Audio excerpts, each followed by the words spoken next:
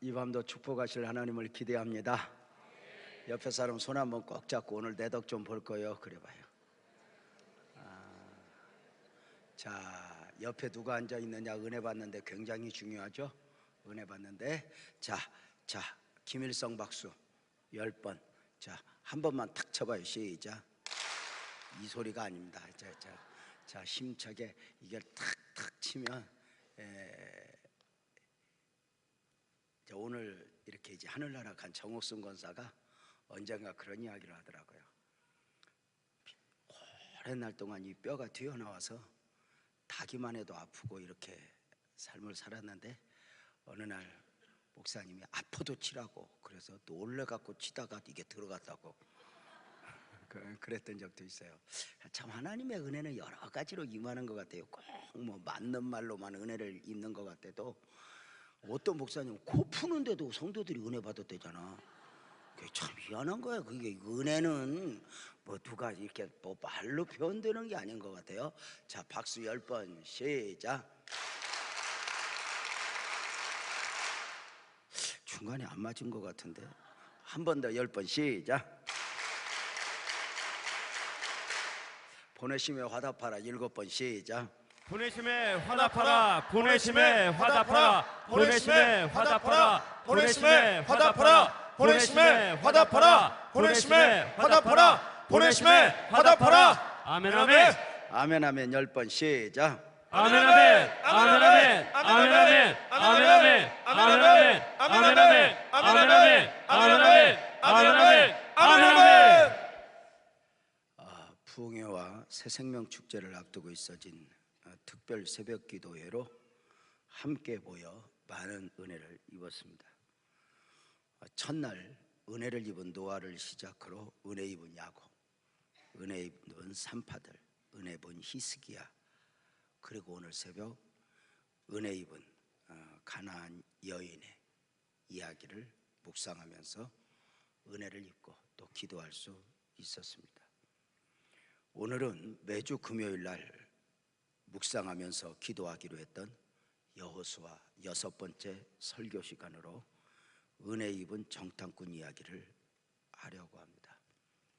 아시는 바대로 출애굽한 이스라엘 백성들이 40년 광야 생활을 마무리하고 요단강 앞에 진을 치게 되었습니다. 출애굽한 이스라엘 백성들이 가나안 입구 요단강까지 오는데 40년이 걸렸습니다. 요단 앞에 진을 친 이스라엘 백성들, 모세를 이어 영도자가 된 여호수아와 이스라엘 군대들이 가나안 정복을 준비하고 있는 것입니다.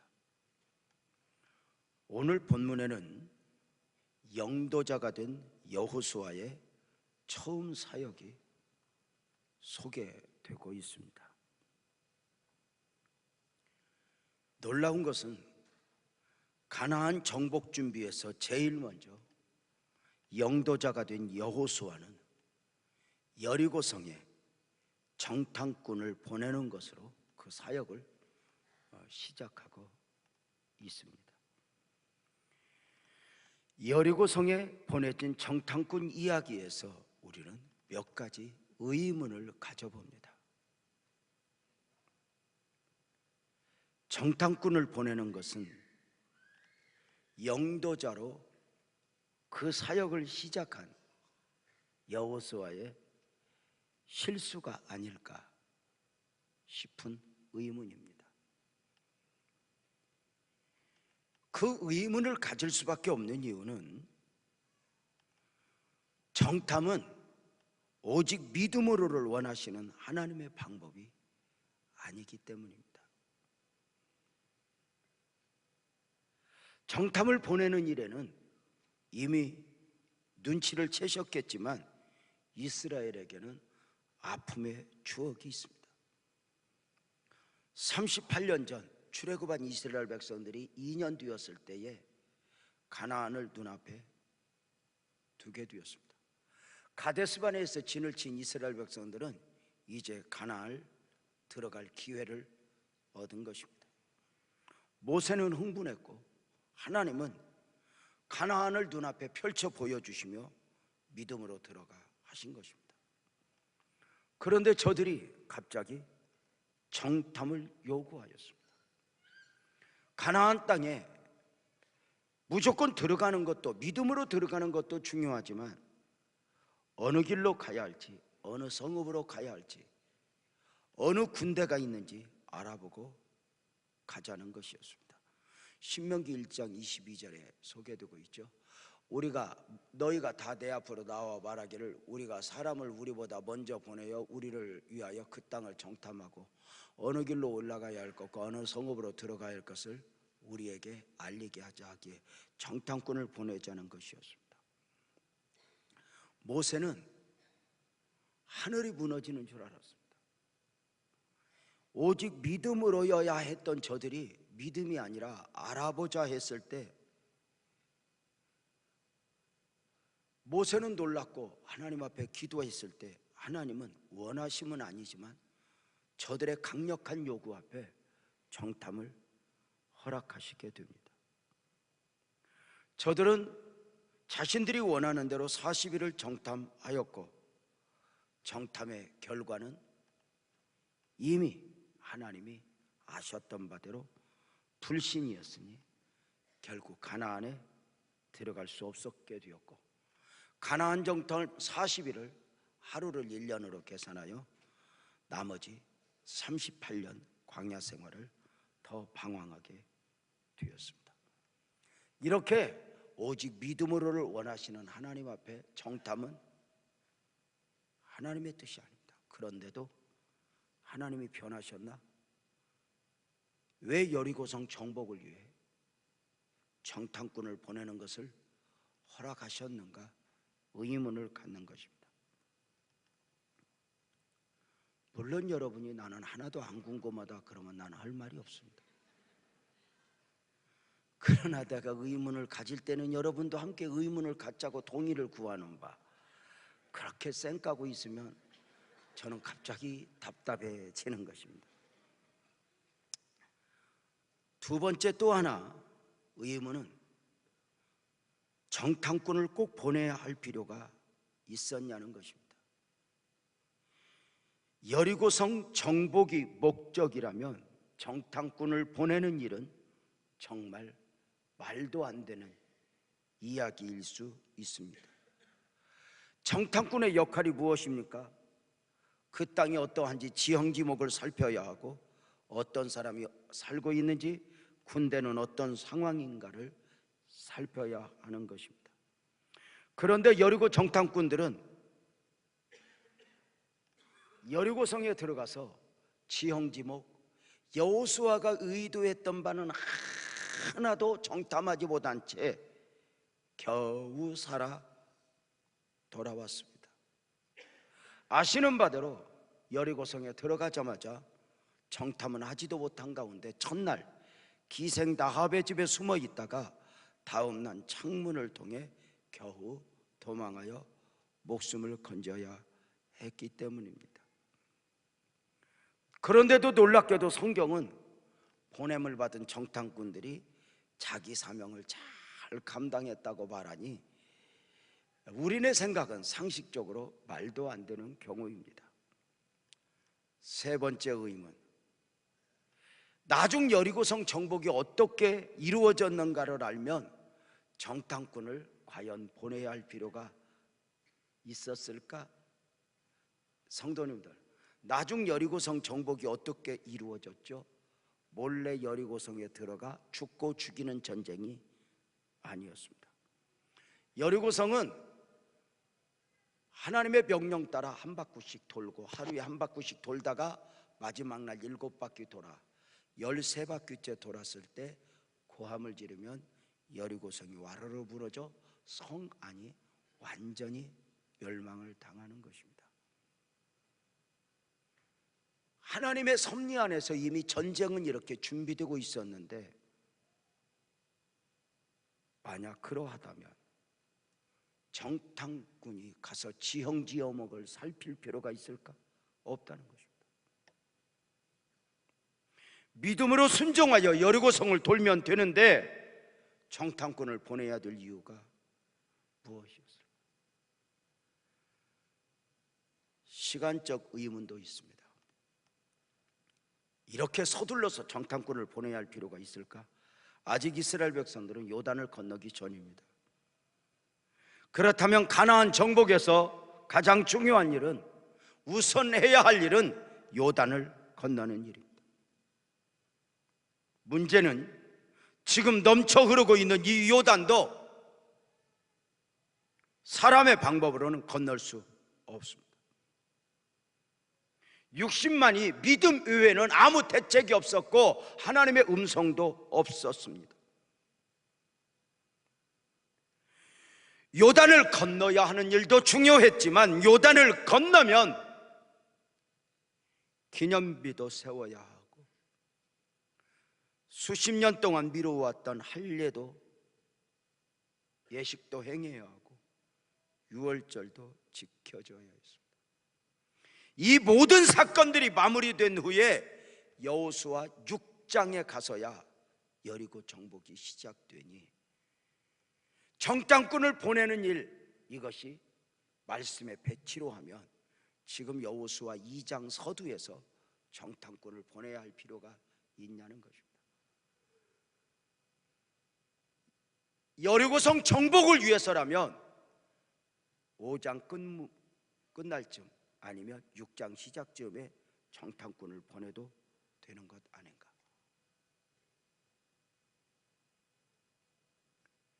여리고성은 멸망이 예고된 성읍입니다. 죄악의 도성으로 죄악이 익을 대로 익어 심판이 확정된 성읍이었으니 여리고성 안에서는 심지어 동물까지라도 생명은 살아있어서 안 되며 섭리입니다. 그럼에도 멸망을 앞둔 여리고성에 정탐꾼을 서둘러서 보낸 목적이 무엇이었냐는 것입니다.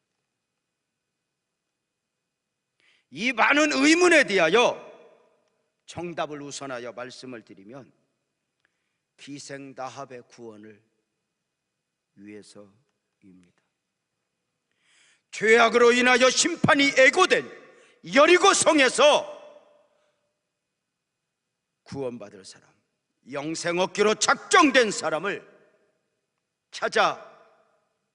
찾아내심이니 하나님은 영생 얻기로 작정된 사람을 포기하지 않으시고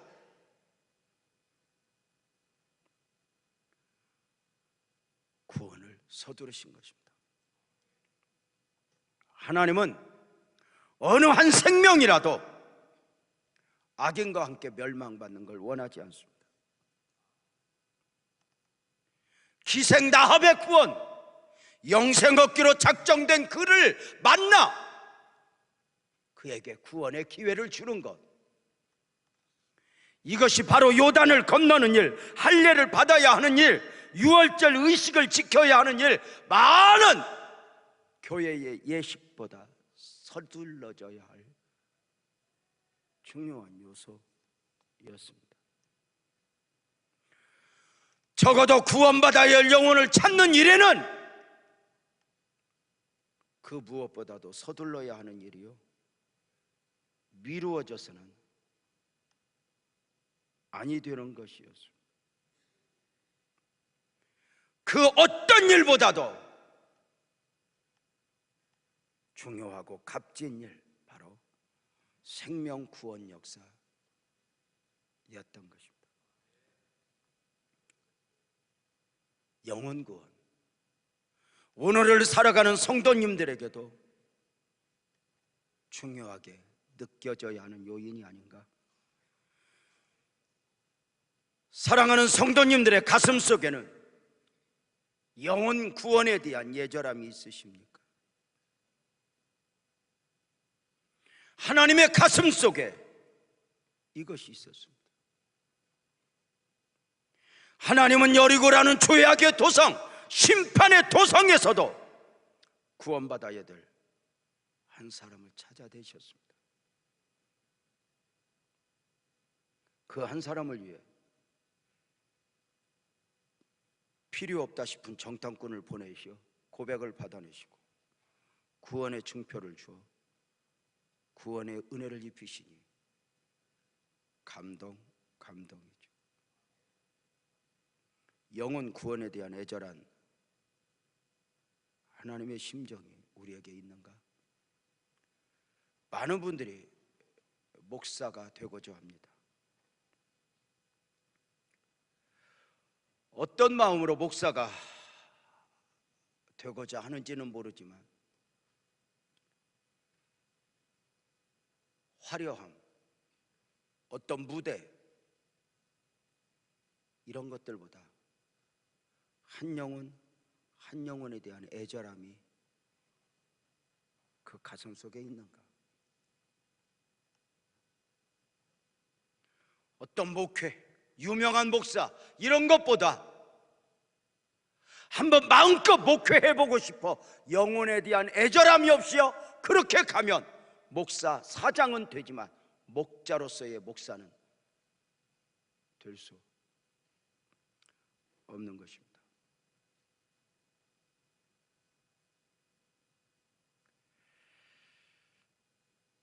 여러분은 어떠하십니까? 사도 바울 가슴속에는 그 영혼 구원에 대한 애절함이 있었으니 사도행전 20장 24절에 보면 내가 달려갈 길과 주 예수께 받은 사명 곧 하나님의 은혜의 복음을 증언하는 일을 마치려 하면 나의 생명조차 조금 더 귀한 것으로 여기지 않는다. 사람이 사는 동안 목숨보다 더 귀한 것이 있다고 느껴지면 그것이 축복이고, 목숨보다 더 귀한 것이 있는 것만 해도 이 땅을 살아가는 사람에게 축복인데, 이것이 크게 하면 합시다 영적인 것이라면 이건 정말 하나님을 감동시킬 만한 요인들 아닌가?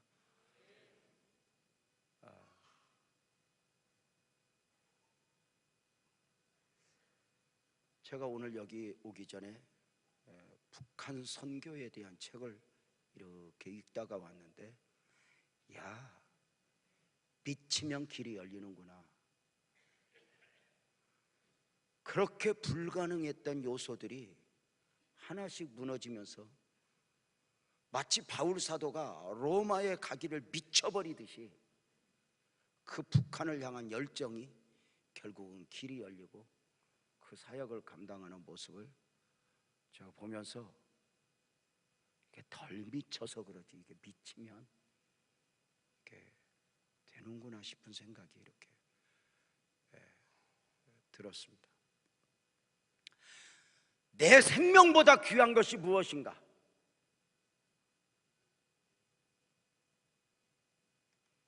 교회가 세워지고 존재하는 가장 큰 이유도 영혼 구원입니다. 영혼 구원은 하나님이 사람의 몸을 입고 오신 이유이고, 예수님이 죽으신 이유이고, 죽으셨던 예수님이 부활하신 이유이고, 저와 여러분을 지금 세상에 두신 이유입니다.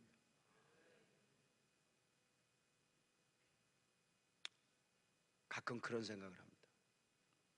우리가 예수를 믿어 구원의 백성이 되고 천국에 확신이 딱 있으면 바로 핀셋으로 집어서 하늘나라로 데리고 가는 거예요. 얼마나 좋아요.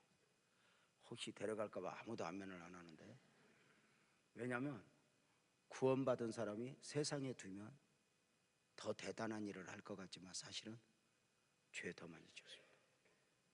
저는 자신 없습니다, 목사인데도.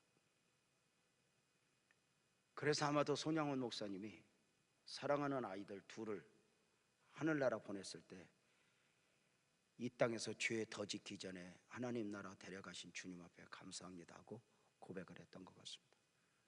그럼에도 두신 이유가 뭘까요? 영혼 구원입니다.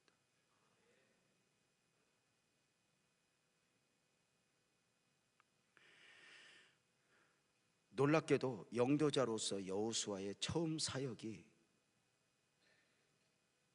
정탐꾼을 보내어 영혼을 구원하는 일이었음은 상징적으로 많은 느낌을 주는 것 같지 않습니까? 구원 얻을 자를 찾아내는 일이 다른 어떤 일보다 급한 일이었기 때문입니다. 말씀드린 대로 이스라엘이 요단도 건너야 하고 할례 예식도 행해야 하고 유월절 절기도 지켜야 하고 전쟁 준비도 해야 했지만 영혼을 찾는 일이 미루어져서는 아니 되었습니다.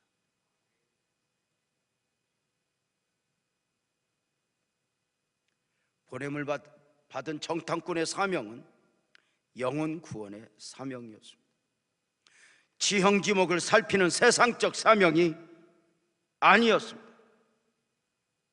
이 일이 중요했고 서둘러 져야 했고 그 영혼을 포기하지 않으시는 하나님의 사랑이 놀랍게도 저와 여러분의 구원이 되신 것입니다. 갈당 알맞은 때 알맞은 방법으로 나에게 환경을 조성하사 주님이 역사하지 않았다면, 누군가가 복음을 나에게 전하다 포기했더라면 어떠했을까? 어떠했을까? 하나님이 그 한 사람 찾아내는 게 놀랍잖아요. 오늘 목사님들과 함께 식사하면서 이렇게 전도에 대한 이야기를 하는 중에 우리 교회 이렇게 교회 나오신 지 얼마 안 된, 이번에 이제 학습받을 준비를 하는 75세 된 할아버지 이야기를 합니다. 60년 가까이를 하루에 소주 2병 이상을 드셔야 했답니다. 유언을 했는데 어떻게 썼냐면, 내가 죽으면 나 누워있는 자리에다 소주 좀 넣어달라, 이렇게 유언.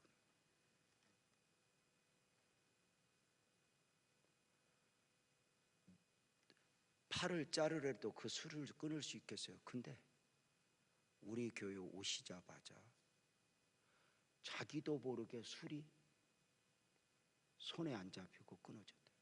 은혜 줘. 그래서 그 하나님의 은혜가 얼마나 좋은지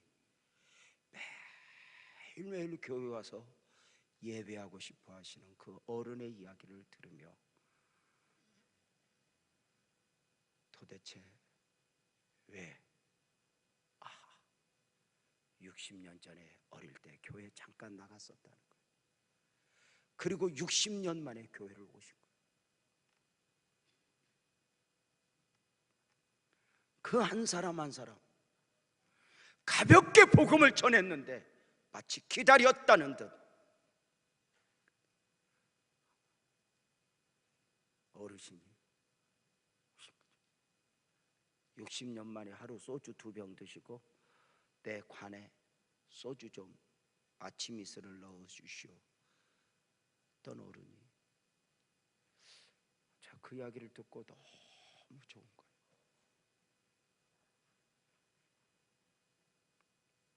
그 포기하지 않는 은혜가 주님이 우리를 놓아버렸더라고요.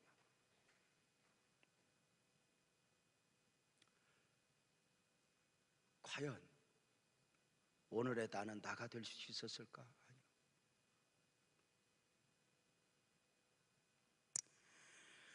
그렇다면 오늘을 살아가는 우리에게 있어 영혼 구원을 위한 정탐꾼의 사명은 누구의 것이어야 하는가? 새 생명 축제를 앞두고 있는 우리 모두는 앞서 구원의 은혜를 입은 자로서 마땅히 정탐꾼의 사명을 감당해야 하는 것 아닌가? 군사적으로 보냄을 받은 정탐꾼의 가장 큰 의무는 지형지목을 살피는 것이라 했습니다. 그것은 세상 정탐꾼들의 역할입니다. 하나님으로부터 보냄을 받은 정탐꾼은 그 삶의 현장에서 구원받을 영혼을 찾아내는 것입니다. 보냄을 받아 여리고성에 들어간 정탐꾼들을 보겠습니다. 1절이죠. 눈의 아들 여호수아가 시팀에서 2사람을 정탐꾼으로 보내며 이르되 가서 그 땅과 여리고를 엿보라 하며, 그들이 가서 라합이라는 기생의 집에 들어가 거기서 유숙하더니, 여기서 많은 느낌이 있죠. 보냄을 받은 정탐꾼들이 기생 라합의 집에 숨어 들어갔습니다. 여러분, 이 정탐꾼들이 기생 라합의 집에 숨어 들어간 것은 전도하러 들어간 것이 아닙니다. 어쩌면 누구라도 쉽게 드나들 수 있는 기생의 집에 몰래 방 한 칸 얻어 여리고성에 어떤 상황을 살피기 위해서였을 것입니다.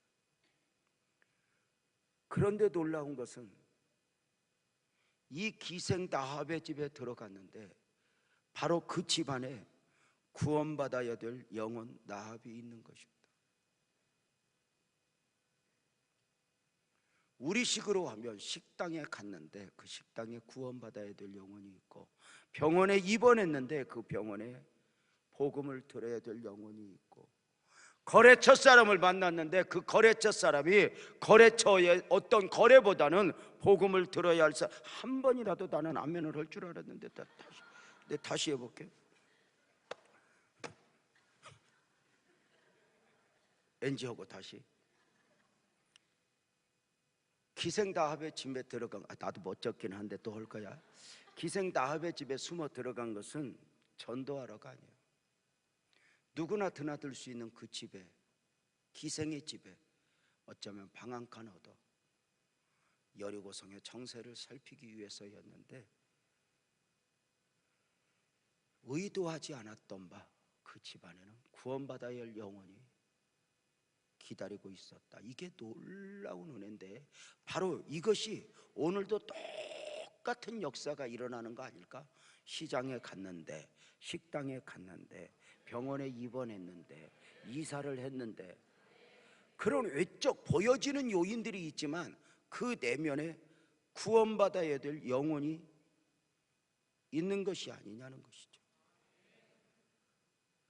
이것은 하나님의 인도였죠.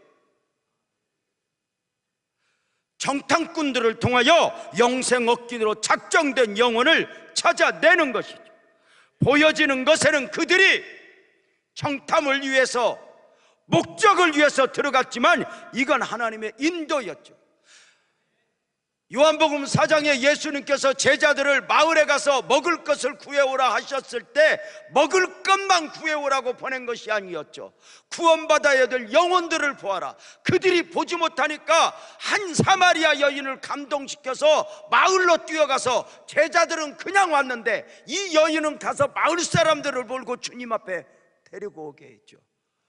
그러면서 저들은 가서 무슨 이야기만 했어요? 추수할 때가 되었는데, 지방선거가 얼마 안 남았는데 대통령은 잘하나?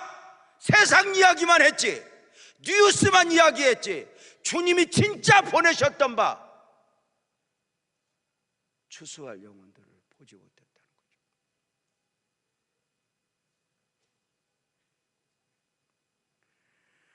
정탐꾼들은 자신의 맡은 일들을 위해 들어갔습니다.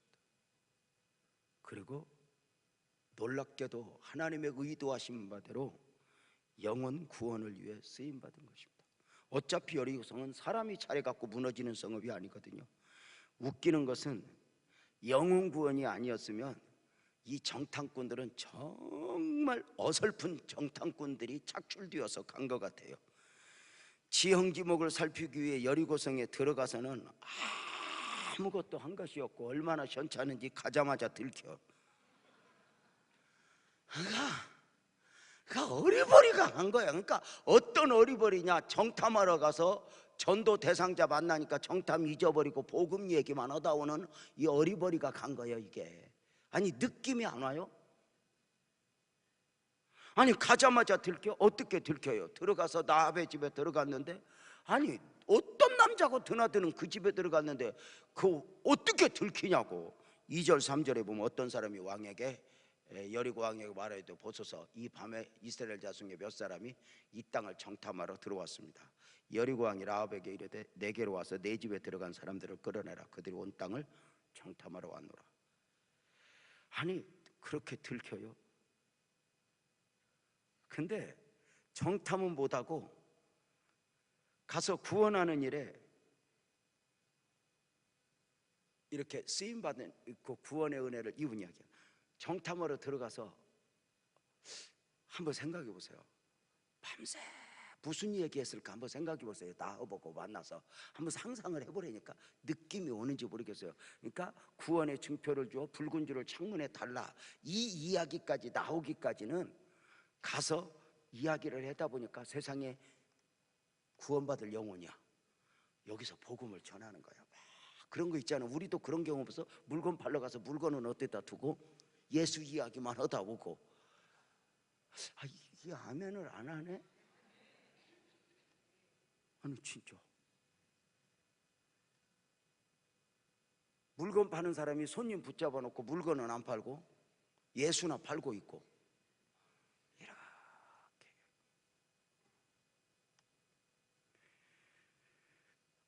여러분, 우리의 삶의 현장도 그러하지 않을까? 우리끼리 이야기, 우리는 돈 벌기 위해서, 뭐 하기 위해서 직장도 가고 학교도 가지만 그것이 하나님의 인도였다고 믿는 거 아닐까? 참 은혜 아니에요? 저는 목사죠. 29년 전에 저는 안산에 왔어요. 사람의 이야기를 하면 여러 가지로 할 수 있겠지만 저는 한 가지 믿고 굳게 믿죠. 이 안산은 하나님이 나를 보내셨다. 이렇게 굳게 믿어요. 여기에서는 흔들림이 정말 없었어요. 내가 우리 아내를 보면서는 결혼을 잘못했다 이렇게 종종 흔들린 경우가 있었어요. 이건 내가 솔직히 이야기한 거예요. 우리 아내도 마찬가지겠지. 근데 안산에는 하나님이 나를 보내셨다. 이 부분에는 시련이 나를 흔들어도, 유혹이 나를 흔들어도 나는 이곳이야, 여기에는 변함이 없었어요. 더 좋은 것도 필요 없었고 더 대단한 것도 필요가 없었어요. 제가 선부성전에서 이동성전으로 오면서 유임식을 할 때 안수 집사 한 분이 딱 와서 저에게 그랬어요. 목사님 유임 받지 마세요. 왜? 그랬더니 나는 막 반대하는 줄 알았어요. 유임하는 거. 그랬더니 목사님은 여기 계속 계시면 안 됩니다. 서울로 가십시오. 속으로 사탄아 불러가라 이 새끼야.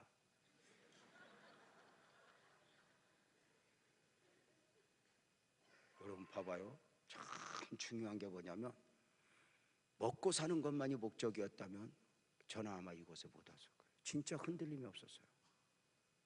아내가 아프고 지하실이 힘들고 어떤 분이 빨리 이사가, 여기에 흔들림이 없어요. 어떤 교회에서 청빙이 와도 흔들림이 없었어요. 내가 머물 곳은 여기라고.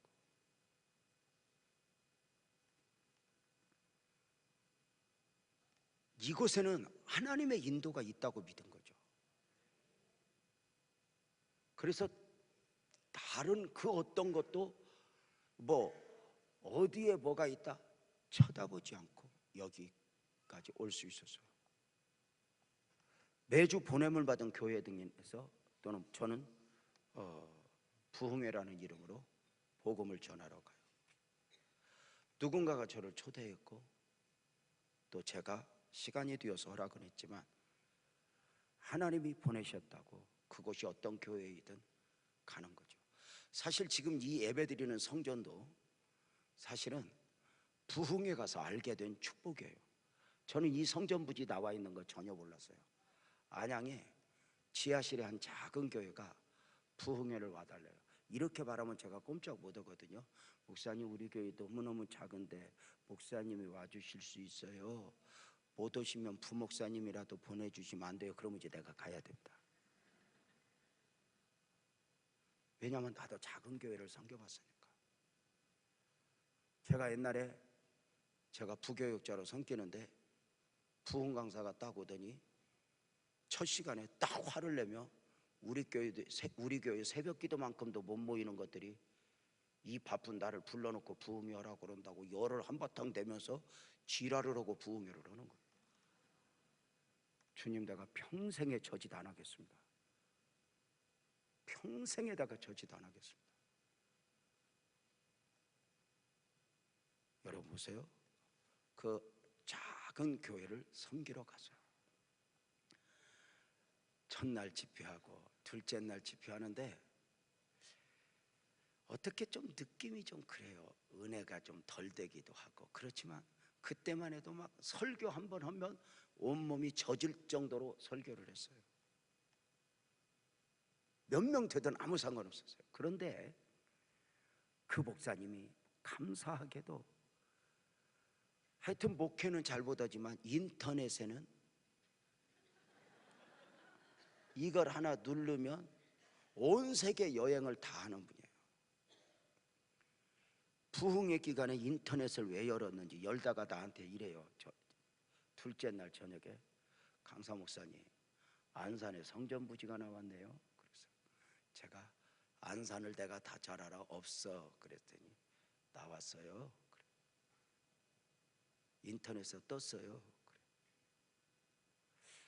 신청이 9일밖에 안 남았네요. 무슨 소리야? 없어. 그랬더니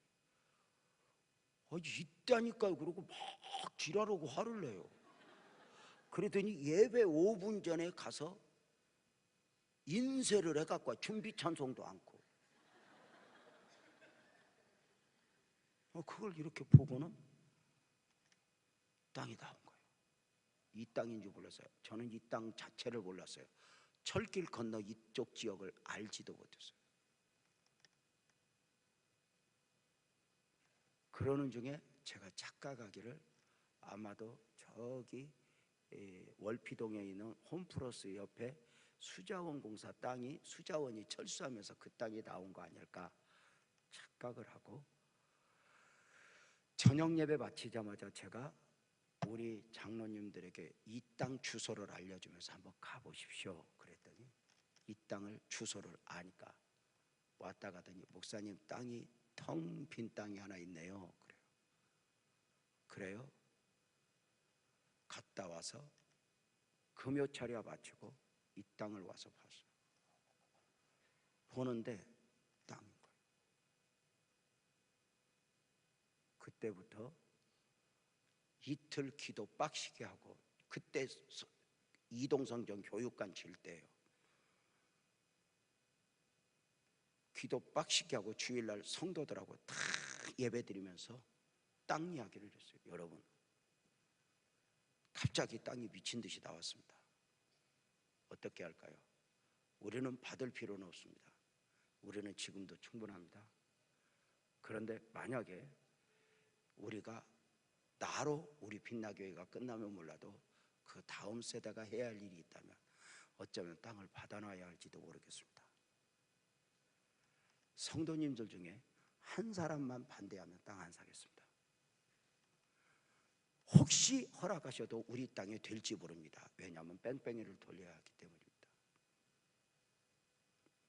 그렇게 하고 이틀 딱 기도하고 주일날 회의했는데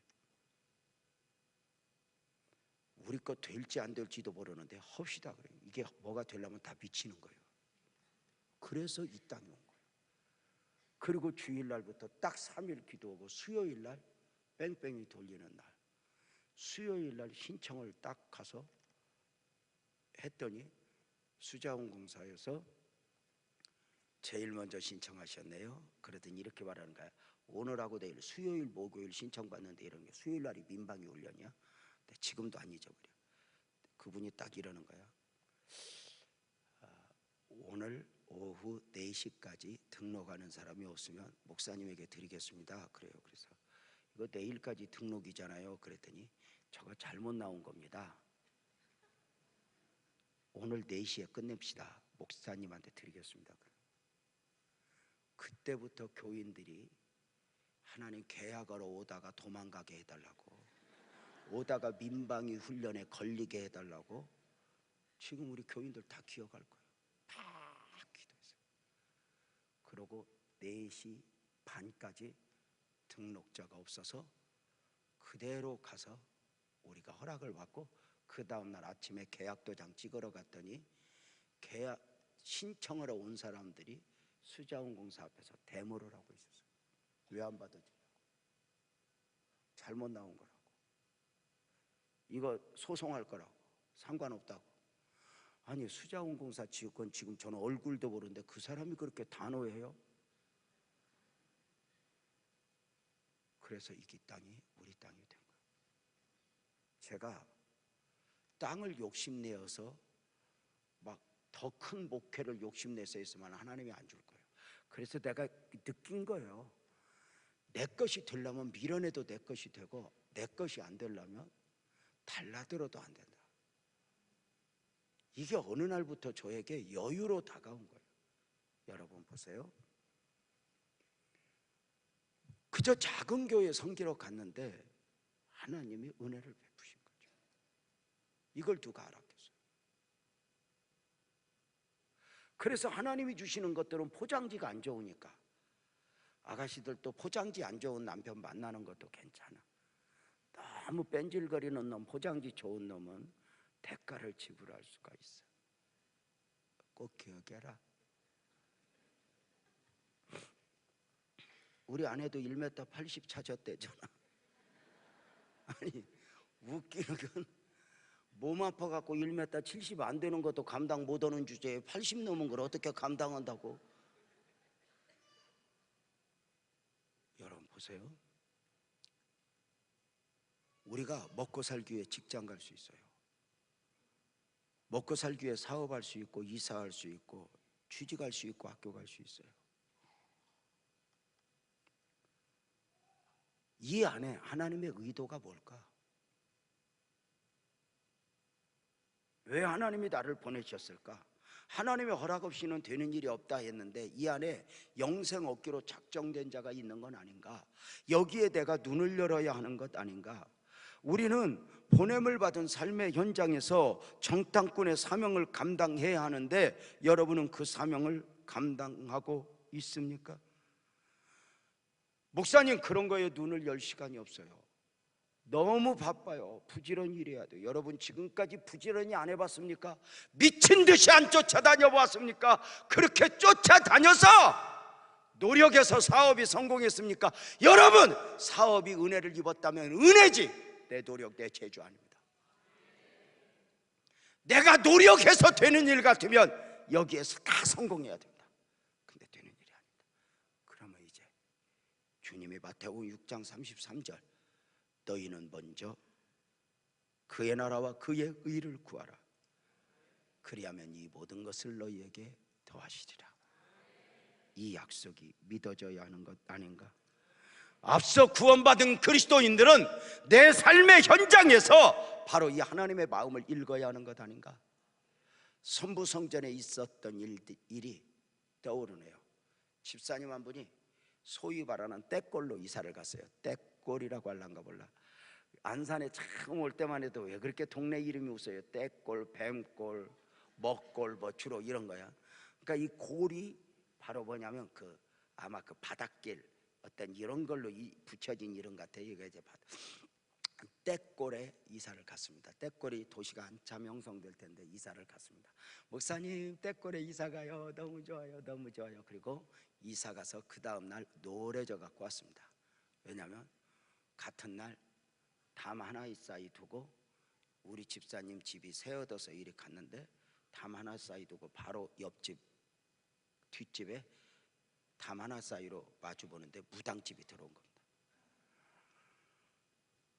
목사님 하나님의 인도인 줄 알고 갔더니 무당이 있어요. 왜 하면 좋냐? 목사님 나 미쳐버리겠어요. 아침마다 향내가 나요. 아침마다 무당 주문해 온 소리가 들려요. 네 기도 소리가 좀 크면 되지 않냐?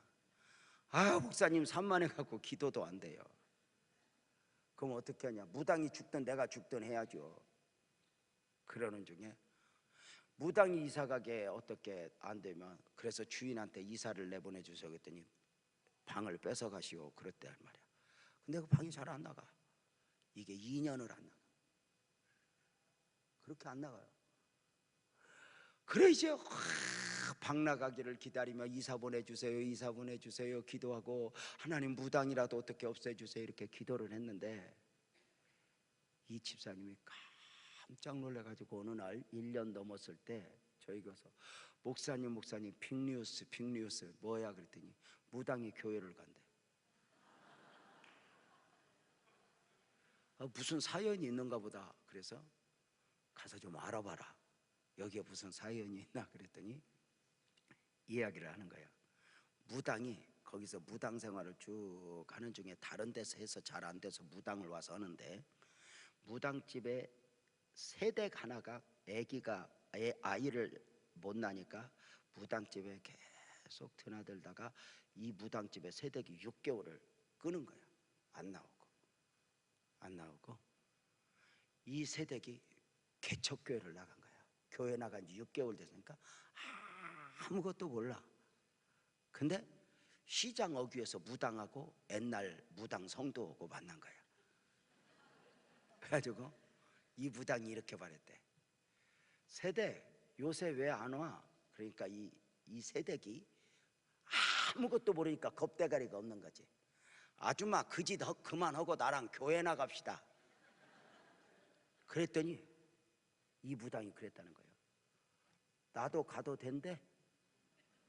그러니까 새댁이 그랬대요. 그럴걸요? 우리 목사님한테 물어볼게요. 그리고 목사님한테 물어봤더니 목사님이 뭐야?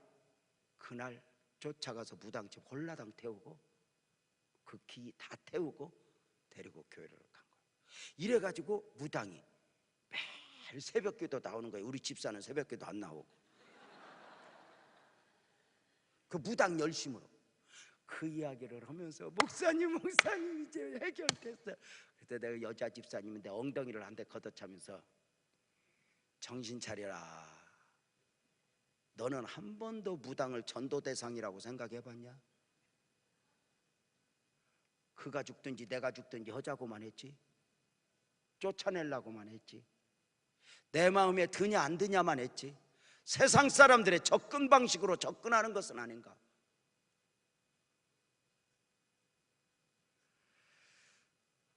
우리는 오늘 또 누구를 보면 마음에 드네 안 드네, 잘생겼네 못생겼네 이런 식으로 접근하며 살아가는 것은 아닌가?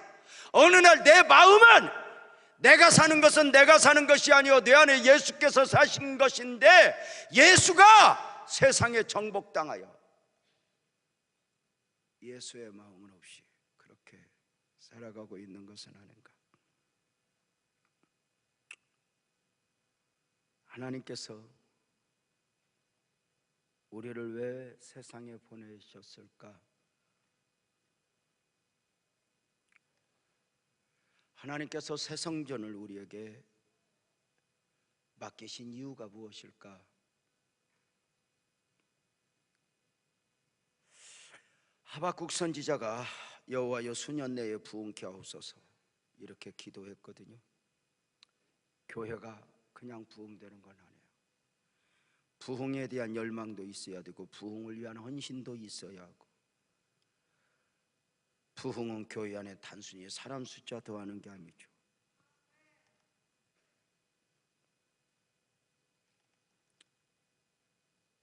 우리는 그 열망이 내 안에 있는가? 이해할 수는 없죠. 우리 경호 권찰이 경호 집사가 띠를 두르고 일산에서 전도를 한대요. 빛나게. 왜 여기서? 사람은 이해를 못하죠.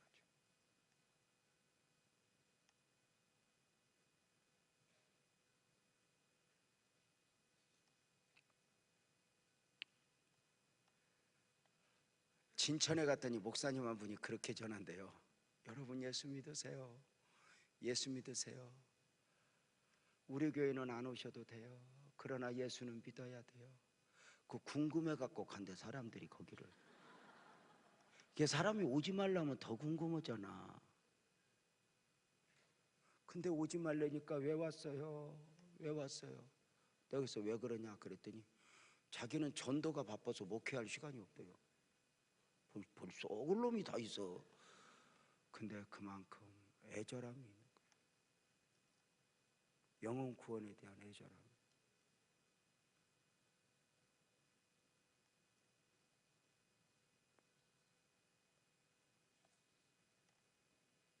그 사람이 내가 동창이니까 알잖아요. 나하고 동기예요. 30년 넘게 친구고.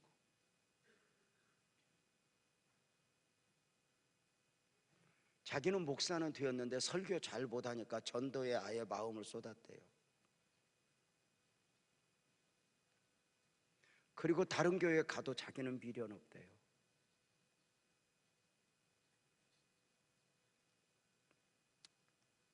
이번에 가서 또 만났죠.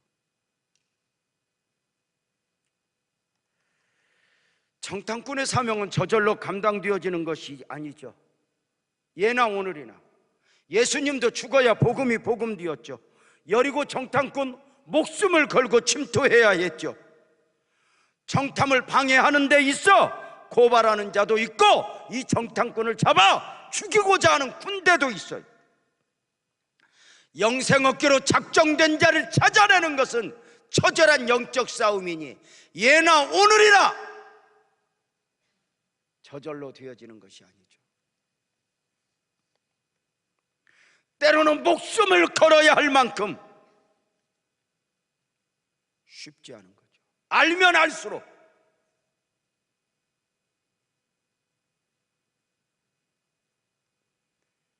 지난번 고려인 목사님들이 이스라엘에서 내년 집회를 이야기하자 하고 저한테 일단 허락을 받고는 저도 대답을 다 못했죠. 그리고 미국의 교회에 목사님을 직접 만나서 설명을 했더니 아무 대답도 않고 4월 달까지 기도하고 결정합시다. 왜? 그 길이 얼마나 위험한지를 아니까. 그곳에서 복음 집회를 한다는 것이 얼마나 어떤 대가를 지불해야 할지 모르는 것이니까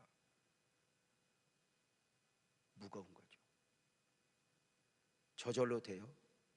우리가 복음을 전할 때 능력이 없어서 힘든 게 아니에요. 바울이 능력이 없어서 40여나 가만매를 5번 맞았고 3번 대장으로 맞았고 죽었다고 내던졌었어요. 아니, 복음 전하는 거, 영혼 구원이 그렇게 생겨 먹었어요. 왜? 생명이니까. 생명이 그냥 태어나요? 여러분, 생명이 그냥 태어나요? 어미가 뱃속에 10달을 담아야 하고 목숨을 걸어야 한 생명이 태어나는 거예요. 저절로 태어나요? 아니요. 우리 아이들 태어날 때 우리 아내 보면서 저러다 죽겠다 싶었어요.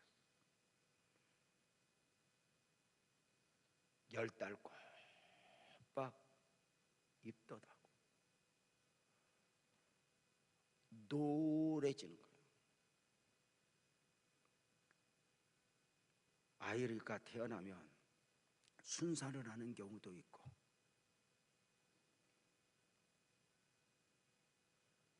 또 험하게 태어나는 경우도 있어요. 복음이 그러한 거 아닐까?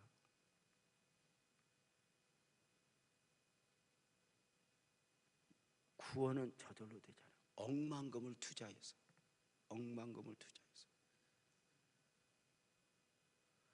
북한 선교를 향한 책을 읽으니까 딱 한마디더라고요. 밑 빠진 독에 물 붓기. 그럼에도 누군가가 부어야 합니다. 그래서 자기는 붓습니다. 이렇게 말하더라고요. 계산으로 하면 안 된다고.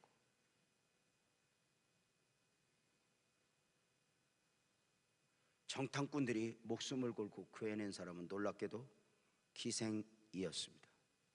당시 기생은 율법에 의하면 돌을 던져 죽여도 되는 신분입니다. 그런데 하나님은 세상은 돌을 던져도 된다고 말하는데 그 기생의 구원을 위해 정탐꾼들로 하여금 목숨을 걸게 했습니다. 정탐꾼들이 구원을 위해 목숨을 걸었던 사람은 놀랍게도 어느 장관, 국회의원, 귀한 사람이 아니라 돌에 맞아 죽어도 마땅한 천한 기생이었다는 거죠. 천한 기생이었지만 하나님의 섭리 안에서 그는 영생 얻기로 작정된 자였고, 이것이 감격인 이유가 뭘까요? 바로 이런 시각, 이런 마음으로 인해 저와 여러분들이 구원의 은혜를 입었죠. 죄송하지만 저와 여러분들이 기생이었고, 저와 여러분이 세리였고, 저와 여러분이 알코올 중독자였고, 저와 여러분이 남편 5에게 버림을 받았던 사람들이었죠.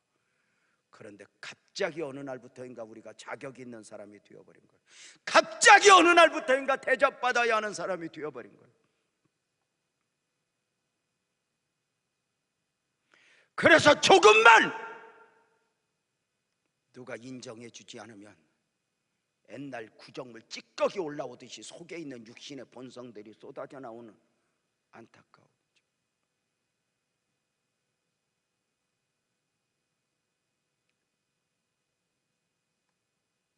내가 그였죠.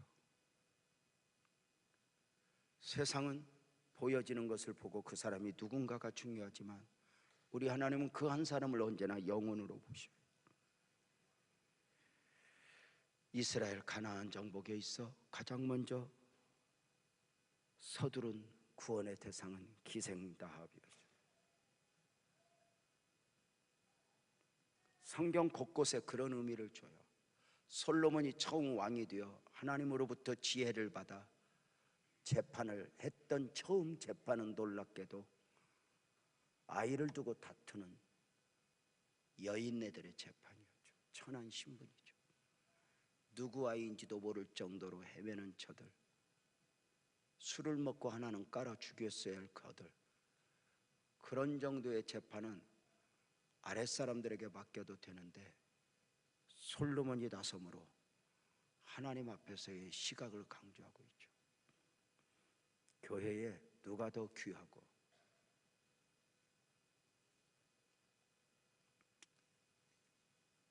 여러분, 신앙은 아무리 천한 사람도 귀하게 여기는 것 굉장히 중요합니다. 영적인 시각을 가지고 보는 것. 그 가난한 사람을 위해 울어받고 그 없는 상품같이 없는 사람을 위해서 울어받는가.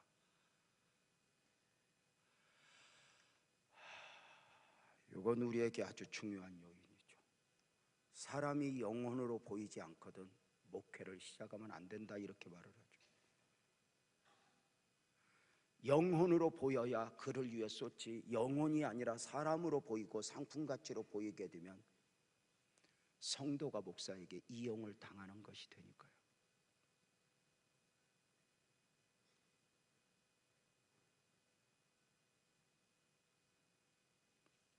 물론 잘난 사람, 부자, 대단한 사람도 영생 얻기로 작정된 데일 수 있지만 교회는 그가 누구이냐보다 그가 어떤 영혼인가. 주님께서 불러오라 말한 사람들이 누구예요? 눈먼 자, 저는 자, 거지, 그들을 강권하여 데리고 오라고 말을 해요. 하나님의 눈을 가지고 전도를 하면 얼마나 좋을까. 교회가 처음 개척해 보세요.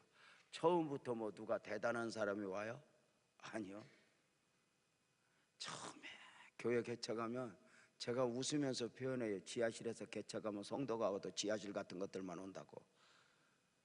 제가 조금은 역설적으로 설명하기 위해서 그래요. 뭔가 도움이, 허창한 상처, 아픔, 눈물.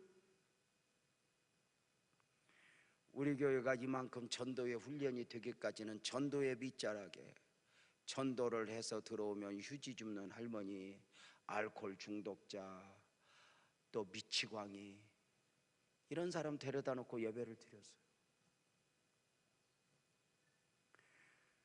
어떤 할아버지는 데려다 놓으면 그 주변에 아무도 안 앉아요. 썩은 내가 나서. 그런 연습을 하나님이 수없이 시켰어요.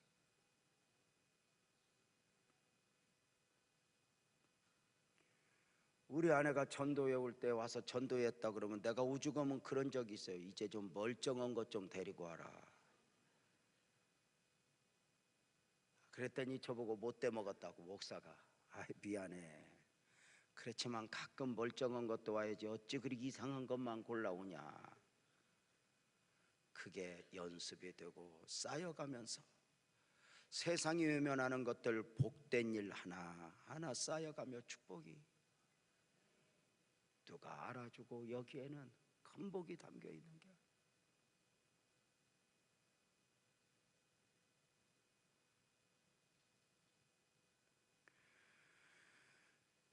지극히 작은 소자들을 가볍게 여기는가?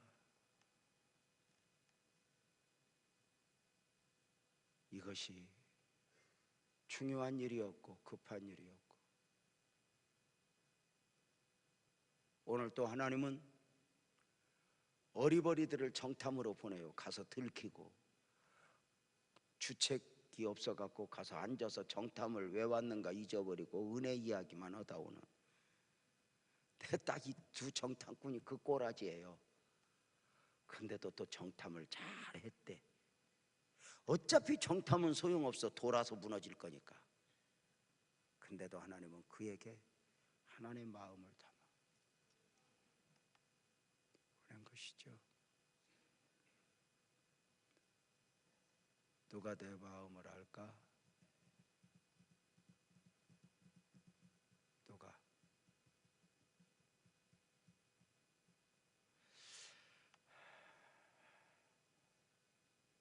누가 그 마음을 가지고 전할까? 왜 이렇게 몸부림을 칠까요? 내가 돈도 벌어봤지만, 내가 노력도 했지만, 동의하면 크게 하면 합시다. 내게 있어 해답은 오직 예수. 그리고 내게 해답이었던 예수가, 동의하면 아멘 합시다. 그에게도 예수가 해답이라. 아멘이죠? 더 크게 아멘. 이게 놀라운 은혜가 아닐까?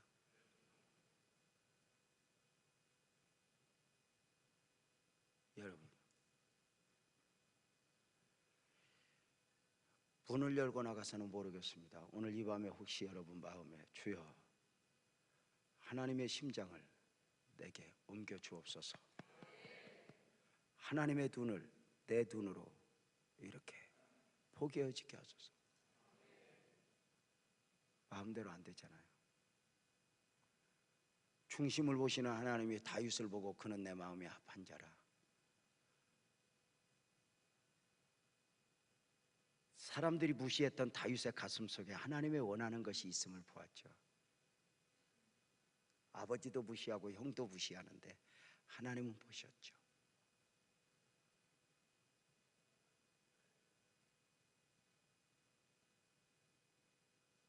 어떤 때 하나님께 저는 참 감사한 건, 하나님은 저에게 처음 목회를 시작할 때 실력을 주신 게 아니고 이력서를 주신 게 아니었어요.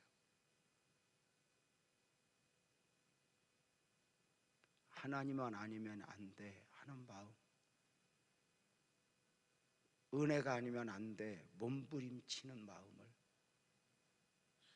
주셨죠. 하나님은 저에게 이력서를 주시지 않았어요. 내놓을 것 아무것도 없었죠. 그래서 하나님 앞에 더 몸부림을 쳤죠. 지금도 아무것도 없어요. 그래도 잠깐 잘난 체 해볼까? 우리 학교 박사과정 밟는 사람들이 유재명 목사 강의 듣고 싶다고 불러갖고 내가 간다? 박사들이. 지식은 인터넷에 두드려도 나와요. 근데 누가 나를 감동시킬 것인가? 오늘날 누가 내 영혼을 흔들 것인가? 내가 교수한테 안 배워도 지금은 세상이 얼마나 좋아졌는지 인터넷만 열면 그 정도 지식은 다 나와.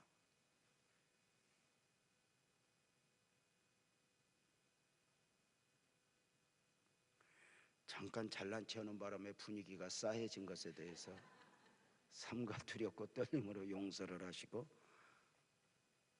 그럼에도 불구하고 저는 제 얼굴에 가끔 보면서 그래요. 재명아, 네 얼굴에 하나님이 보인다. 전하의 바보 못나니 네 얼굴에 하나님의 은혜가 보인다. 호주머니에 돈이 없어도 괜찮았어요. 내 남편 자랑할 것 없어 어디 가서 큰 소리 못 쳐도 괜찮았어요. 온통 세상이 자랑하고 싶어 미쳐 살아가는 이때 아무것도 없지만 누가 알아주지 않아도 주님 내 가슴에 예수 담고 살아요. 내가 사는 것은 내가 사는 것이 아니니까요. 그래서 눈을 감아 울면 하나님 알고 나도 알고, 우리가 될 수 있으면 이제 사람의 이야기를 하지 마세요. 누구 때문에 이 사람 만나서 이러지 말고 이 안에서 하나님 마음을 품으면 돼요. 이게 원리라고 저는 생각을 해요. 그렇게 달려왔고요. 마음에 드냐 안 드냐, 지금 환경이 어떠해도 누구 때문에 무엇 때문에 하면 하나님이 느껴지지 않고 보여지지 않아요. 그런데 그 어떤 일 앞에서도 하나님을 가슴에 품으면 하나님의 은혜가 있어요. 존경하고 사랑하는 성도님들, 우리 또 한번 믿음으로 우뚝 섭시다. 크게 아멘. 더 크게 아멘. 주님이 우리 모두에게 은혜를 베풀어 주실 줄로 믿습니다. 이 모든 시작은 보혈의 능력 아닐까? 목사님, 찬송 누가 사랑을 전할까? 무슨 노래지? 참참참 하려고 그랬는데 우리 그 찬송